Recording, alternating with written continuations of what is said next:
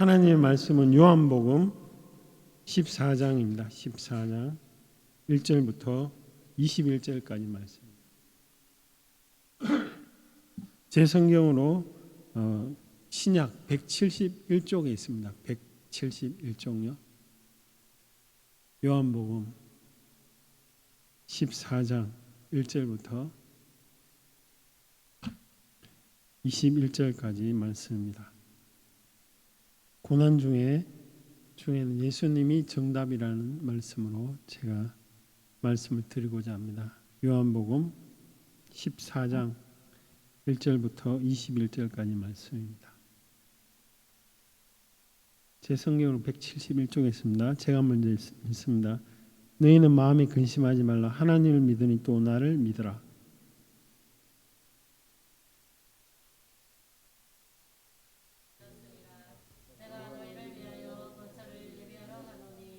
가서 너희를 위하여 거처를 예비하면 내가 다시 와서 너희를 내게로 영접하여 나 있는 곳에 너희도 있게 하리라. 내가 어디로 가든지 그 길을 너희가 아느니라. 도마가 이르되 주여 주께서 어디로 가시는지 우리가 알지 못하거늘 그 길을 어찌 알겠사옵나이까. 예수께서 이르시되 내가 곧 길이요 진리요 생명이니 나로 말미암지 않고는 아버지께로 올 자가 없느니라. 너희가 나를 알았더라면 내 아버지도 알았으리로다. 이제부터는 너희가 그를 알았고 또 보았느니라. 빌립이 이르되 주여 아버지를 우리에게 보여 주옵소서.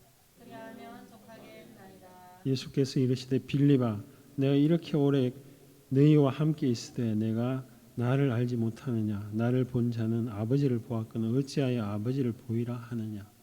내가 아버지 안에 거하고 아버지는 내 안에 계신 것을 내가 믿지 아니하느냐. 내가 너희에게 이르는 말은 스스로 하는 것이 아니라 아버지께서 내 안에 계셔서 그의 일을 하시는 것이라. 내가 아버지 안에 거하고 아버지께서 내 안에 계심을 믿으라. 그렇지 못하겠거든 행하는 그 일로 말미암아 나를 믿으라. 내가 진실로 진실로 너희에게 이르노니 나를 믿는 자는 내가 하는 일을 그도 할 것이요 또한 그보다 큰 일도 하리니 이는 내가 아버지께로 가니라. 너희가 내 이름으로 무엇을 구하든지 내가 행하리니 이는 아버지로 하여금 아들로 말미암아 영광을 받으시게 하려 함이라. 내 이름으로 무엇이든지 내게 구하면 내가 행하리라. 너희가 나를 사랑하면 나의 계명을 지키리라. 내가 아버지께 구하겠으니 그와 또 다른 보혜사를 너희에게 주사 영원토록 너희와 함께 있게 하리니. 그는 진리의 영이라. 세상은 능히 그를 받지 못하나니 이는 그를 보지도 못하고 알지도 못함이라. 그러나 너희는 그를 아나니 그는 너희와 함께 거하시며 또 너희 속에 계시겠음이라. 내가 너희를 그와 같이 버려두지 아니하고 너희에게로 오리라. 조금 있으면 세상은 다시 나를 보지 못할 것이로다. 너희는 나를 보리니 이는 내가 살아 있고 너희도 살아 있겠음이라. 그날에는 내가 아버지 안에 너희가 내 안에 내가 너희 안에 있는 것을 너희가 알리라. 같이 읽겠습니다. 나의 계명을 지키는 자는 나를 사랑하는 자니 나를 사랑하는 자는 내 아버지께 사랑을 받을 것이요 나도 그를 사랑하여 그에게 나를 나타내리라. 아멘. 오늘 읽은 말씀은 예수님이 죽기 일주일 전 아주 중요한 시기에 하신 말씀입니다. 제자들이 다 흩어질 것을 예수님이 아시죠. 대책이 뭐냐? 대책이 내가 너희들에게 성령님을 주겠다 이렇게 이야기하십니다. 오늘 6절에 보면 예수님이 이렇게 이야기하시죠. 내가 곧 길이요 진리요 생명이다. 이 말이 굉장히 중요한 말입니다. 왜 중요하냐? 이 세상에 이때까지 지금 2000년도니까 예수님 오시고 2000년 동안 단 한 명도 인간이 내가 길이고 진리고 생명이다 이렇게 말한 사람은 예수님밖에 없습니다. 다른 위대한 종교 지도자들 구원 어떻게 하면 신에게 이른다. 부처님 같으면 욕심을 버려라. 그러면 구원에 이른다. 뭐 이렇게 그런 걸 말했지만 내가 나를 믿으면 구원이다. 내가 길이다. 진리다 이렇게 말하는 사람은 예수님밖에 없습니다. 앞으로도 없을 것입니다. 감히 사람이 어떻게 그런 이야기를 합니까? 그렇게 이야기하는 사람 봤습니까? 없죠. 그럼 이게 진실이든지 아니면 거짓이든지 예수님이 속된 말로 하면 미쳤던가 아니면 이게 진짜든가 둘 중에 하나죠. 그런데 예수님이 안 미쳤다는 게 많이 있죠. 예수님을 따르는 사람들이 있습니다. 그 사람들이 정신병자가 하는 소리를 듣고 그렇게 많이 따라갈 수가 없습니다. 그리고 예수님이 말씀한 이 기독교가 지금도 우리는 그걸 진리로 믿고 있습니다. 제일 중요한 원칙이 뭡니까? 그 진리를 위해서 목숨을 거는 순교자가 나온다는 것. 하나뿐이 밖에 없는 이 목숨을 거짓을 위해서 던지지 않죠. 그러니까 예수님이 하신 말씀이 진리임을 분명히 말하고 있죠. 미치지 않은 증거가 또 있습니다. 미치면 이런 말 할 때만 미친 게 아니고 다른 뭐 이렇게 이야기할 때도 제정신이 아닌 말을 많이 쏟아냈겠죠. 그러니까 사람들이 안 따라가겠죠. 근데 예수님은 초자연적인 일을 하시긴 하셨죠. 왜냐? 하나님의 아들임을 분명히 보여주기 위해서. 이렇게 이야기하시죠. 너희들이 빌립이 물을 때 하나님이 내 안에 계신다. 내가 그 하나님의 음성을 듣고 다 행했다. 말하는 것조차도 10절에 보면 내 스스로 말한 게 없다. 이렇게 이야기를 합니다. 그러면서 하시는 말씀에 너희들이 내가 하나님이 내 안에 있는 걸 못 믿겠거든. 내가 지금 하는 일들을 봐라. 그 앞장에 보면 나사로를 살립니다. 그리고 보리떡 5개와 물고기 2마리 5,000명을 먹입니다. 물 위로 걸어갑니다. 그거 보면 하나님이 함께 하지 않고서야 불가능한 일이 아니냐. 그러니까 나를 믿어라 라고 이렇게 이야기를 하고 계십니다. 앞으로도 자기가 구원자다 이렇게 말할 사람은 이 세상에 없습니다. 이 6절 말씀대로 예수님이 하나님께로부터 왔기 때문에 이런 이야기를 하실 수가 있는 거죠. 우리 6절 다시 한번 읽어보겠습니다. 시작.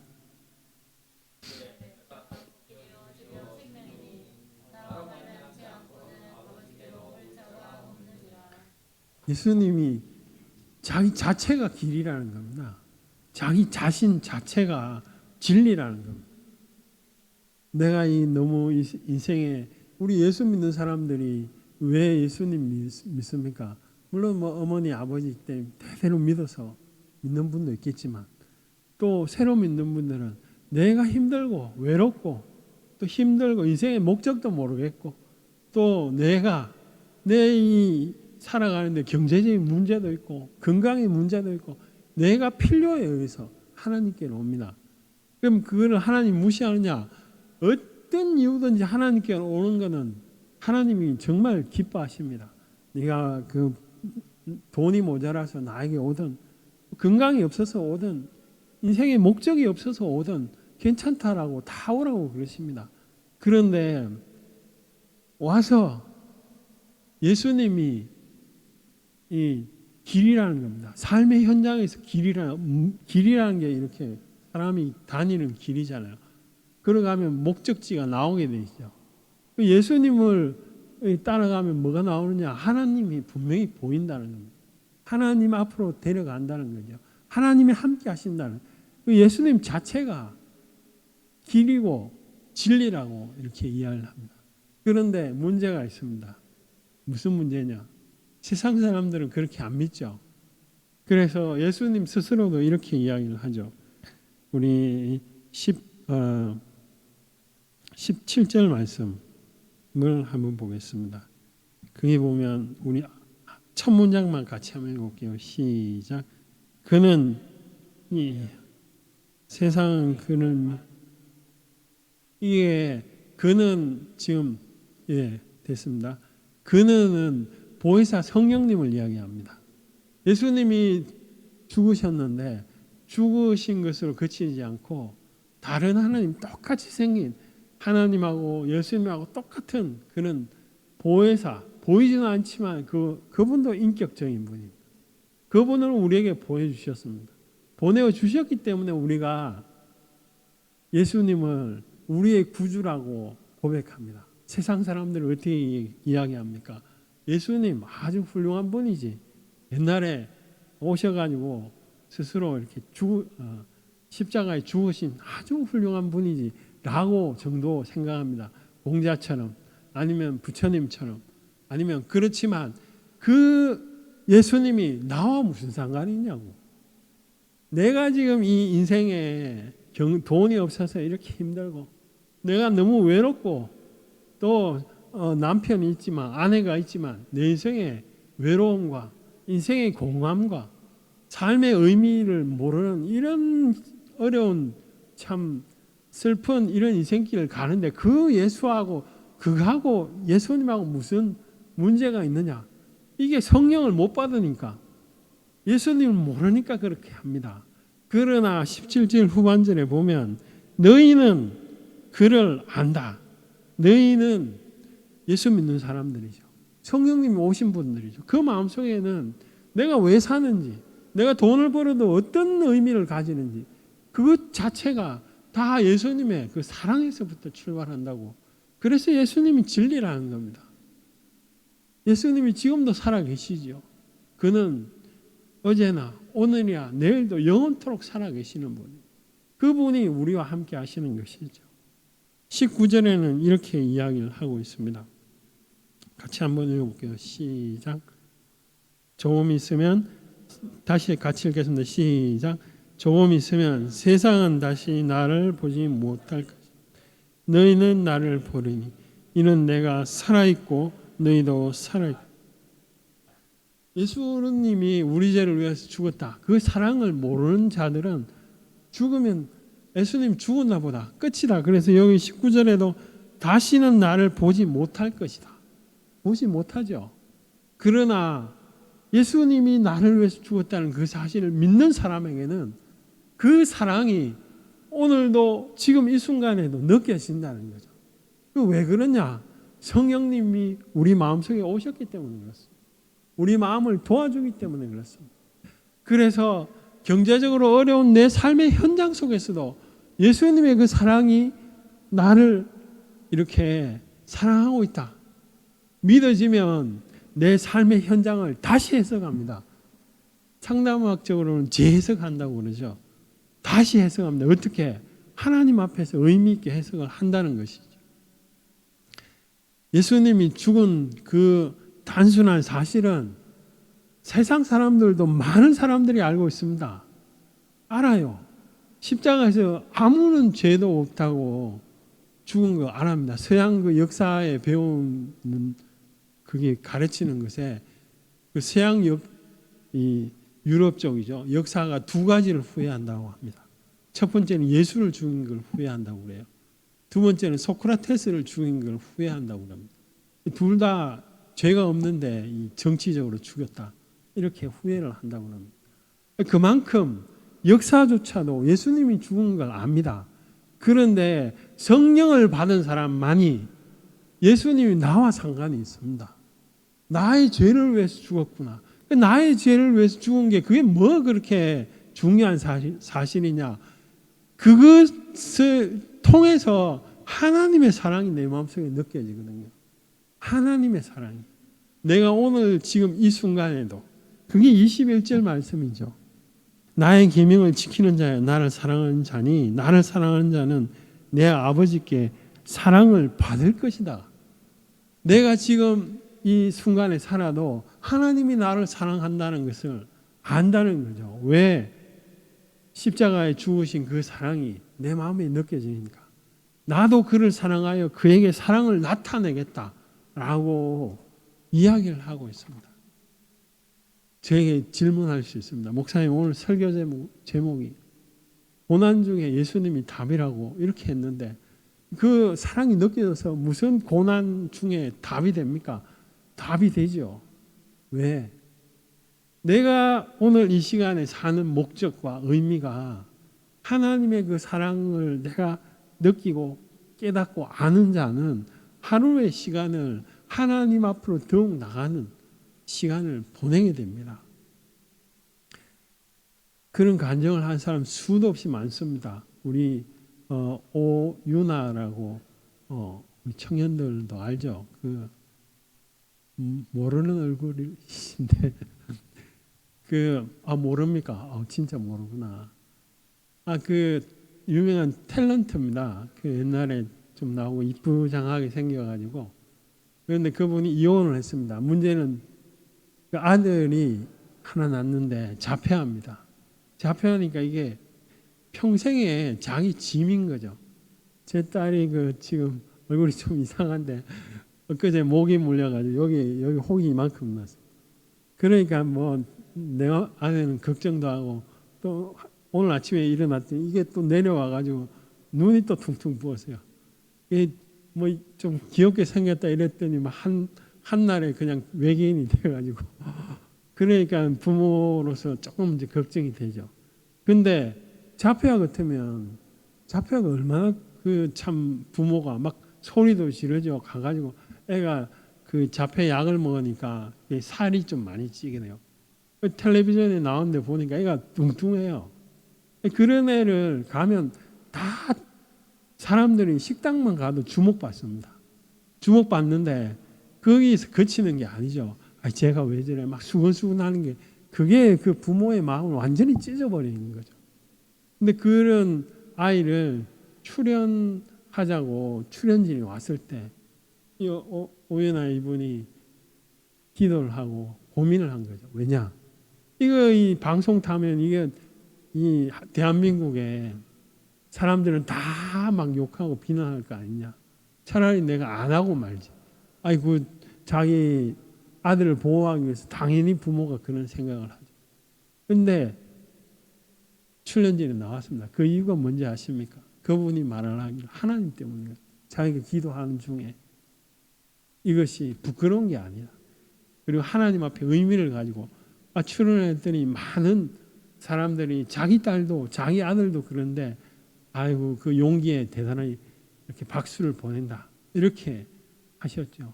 그게 하나님으로부터 자기가 의미를 발견하니까 그렇죠. 신앙이 그렇습니다. 근데 그 시작이 뭐냐? 예수님이 나를 사랑한다는 거죠. 예수님이 나를 사랑한다는 걸 아는 것은 보혜사 성령님이 내 마음속에 있지 않고서는 불가능한 이야기입니다. 보혜사 성령님의 하는 이 일 중에 첫째가 예수님이 구주라는 거죠. 예수님이 나를 위해서 죽었다. 그 사실을 끊임없이 그래서 그걸 통해서 우리 속에 끊임없이 하나님의 사랑을 확신시켜 주는 것입니다. 고난 중에 또 경제적으로 어려운 어떤 집사님이 있었습니다. 그분의 간증도 제가 들은 적이 있는데 그분은 완전히 자기 옛날에 왜 보증을 잘못 쓰면 완전 재산이 끝나잖아요. 자기 남편이 친구도 좋아하고 마음이 좋으니까 보증을 잘못 쓰면 완전히 재산 다 알거지가 됐어. 이제 아이들도 밥도 줄 게 없거든요. 굶어 죽게 생겨 어차피 죽는 거 그냥 목숨을 끊어버리자 이렇게 생각하다가 성경 말씀에 그래도 하나님 계시지 않냐. 그래서 이분이 하나님의 말씀, 성경 말씀을 통해서 마음의 용기를 얻는 거예요. 그래서 저기 연세대학교 앞에 옛날에 10몇 년, 20년 전이죠. 거기 가서 아이들에게 이렇게 라면을 끓여줬는데, 그게 애들이 라면을 짜고 이러니까 너무 많이 팔려가지고, 그래서 다시 이렇게 점점 세를 넣고 이렇게 했는데, 제일 우리가 넘어지고 힘들고 어려워도 다시 일어설 수 있는 이유가 뭐냐? 예수님이 길이라는 거죠. 예수님이 진리라는 거죠. 더군다나 제일 중요한 건 예수님이 생명이라는 거죠. 그런데 이게 왜 능력이 안 되느냐? 왜 우리에게 그만큼 힘이 안 되느냐? 예수님이 이런 이야기도 하십니다. 우리 12절을 보십시오. 12절 보면 진실로 이 말을 할 때는 내가 정말 강조하는 말일 때 그럴 때 예수님이 이런 이야기를 하시죠. 나를 믿는 자는 내가 하는 일, 그 얼마나 큰 일입니까? 그것도 하는데 더 큰 일도 한다고 이렇게 기록이 되어 있습니다. 성령님이 오시면 예수님이 하는 일보다 더 큰 일도 할 수 있다고 누가 이야기했냐면 예수님이 우리 속으로 이렇게 생각하죠. 예수님만큼 할 사람이 누가 있어? 근데 더 큰 일을 한다고? 그게 무슨 말도 안 되는 소리. 이럴 수 있습니다. 근데 예수님이 그렇게 이야기하셨습니다. 그만큼 성령님의 힘이 여러분과 저와 함께한 그 성령님의 힘이 능력이 있고 강하시다는 걸 말씀하고 있죠. 예수님의 왜 능력이 안 되고 예수님의 이름이 왜 우리에게 힘이 없고 예수님 믿는 게 뭐 그냥 사람들 차라리 저 대통령이 아니라 여기 뭐 경기도 이재명 지사를 안다. 그러면 엄청 힘이 세고 이재명 지사보다 논리적으로 따지면 예수님이 훨씬 능력이 있죠. 근데 왜 우리는 피부적으로 힘을 그렇게 자부심과 또 자신감이 왜 안 생깁니까? 이유는 딱 하나입니다. 내가 성경만큼 하나님의 말씀을 믿지 않습니다. 바꿔 말하면 여기 보면 예수님을 사랑하는 자에게 하나님도 더 사랑을 부어주신다라고 이야기를 하고 있죠. 내가 정말 내 삶 가운데서 하나님을 그렇게 많이 믿으면 그만큼 하나님도 보혜사 성령님을 통해서 하나님의 사랑을 쏟아 부어주시는 줄 믿습니다. 세상이 다 망했습니다. 코로나 때문에 지금 1,300 몇 명이라고 그러는데 10,000명이 넘어가고 20,000명, 10만 명이 넘어갑니다. 막 그런 상황에 여러분 불안해서 살 수 있겠습니까? 그런데 예수 믿는 자는 그런 불안에게도 희망을 가지고 용기를 가지고 그런 걱정은 나에게도 임하지도 않다. 땅땅거리면서 살 수 있는 게 그게 하나님으로부터 오는 믿음인 것이죠. 그 시작이 뭐냐? 내가 하나님을 더욱 사랑하는 마음으로 나아가는 것입니다. 왜 예수님의 능력이 안 되느냐? 예수님을 그만큼 바라보지 않기 때문에 그렇습니다. 내 삶의 현장에서 길이 안 되고 진리가 안 되고 생명이 안 되는 이유가 하나님을 하나님으로 인정 안 하니까요. 예수님을 예수님으로 인정 안 하니까 그런 것이죠.